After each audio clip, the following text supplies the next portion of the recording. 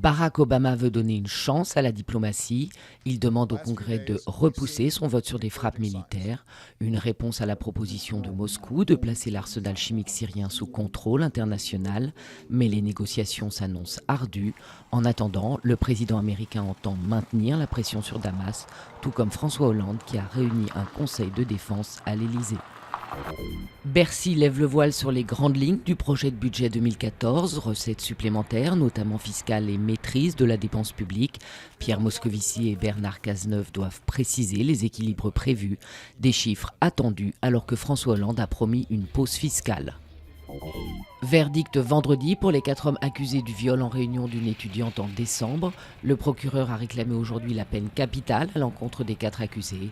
Hier, ils avaient été reconnus coupables du viol et du meurtre de la jeune femme dont le sort avait choqué le pays. Un iPhone moins cher mais encore trop cher. Le dernier né d'Apple, destiné aux marchés émergents, le 5C ne convainc pas les internautes chinois. Commercialisé 75 € aux États-Unis, il coûtera 550 € en Chine. Le 5C, comme le 5S, remplaçant haut de gamme de l'iPhone 5, seront disponibles le 20 septembre. 40 ans après, le Chili commémore le coup d'État du général Pinochet.